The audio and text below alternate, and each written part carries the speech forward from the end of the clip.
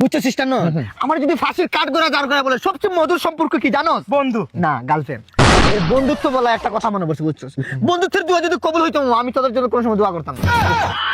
খারাপ দোয়াটা আর কি বেশি বুঝো, বেশি কথা বলবো, খারাপ দোয়া কোনো সময় করতাম না আর কি। দুই একবার করছিলাম আর তো ওটা লাগে না। এই যে একটা অ্যাক্সিডেন্ট তোর দুটো পা চলে যা করছি লাক্সাস পর্যন্ত হয় না। আর বেটা বন্ধুত্ব ওই যে 9 3টা রিলেশন চাইছিলাম ব্যাকআপ হয়ে যখন হইছে এটা আলহামদুলিল্লাহ এখন 3টা গার্লফ্রেন্ড। খুশি আছো তুই? 4টা এখন 4টা। দেখ দেখ নিয়ামত দেখ, মা বন্ধুত্বের দোয়া যদি কবুল হইতো আমি তোর জন্য করতাম না, বুঝছো?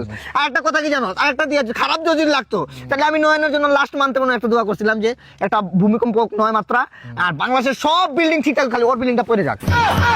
লাগে নাই তো, হইছে এরকম? না, হয়নি। বেশি কথা বলো। দোয়া করছস তুই? দোয়া করছি। না না, এই দোয়া করছস? হ্যাঁ মানে লাগে নাই তো। তো আচ্ছা ভালো দোয়া যদি করতি আর যদি সেটা কবুল হইতো তাহলে তুই করতি না।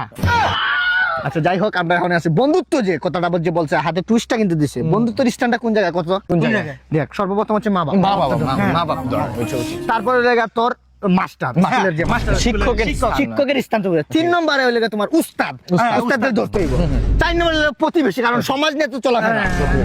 5 নম্বরে হইলে তোর এলাকার বড় ভাই, কারণ বিপদে একটা পড়বি তুই, বুঝছ না? বিপদে তো আগে আসতে হইব না।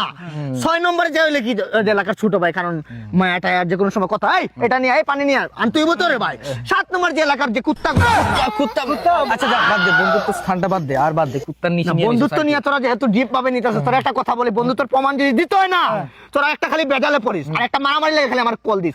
যদি সেই জায়গায় উপস্থিত না থাকি আমার তুই আসবি 100 বার আসবো। রাখি পাইবো। আসবো না, আমার বেজাল দেখতে ভালো লাগে তো, মারামারি দেখতে আমার ভালো লাগে।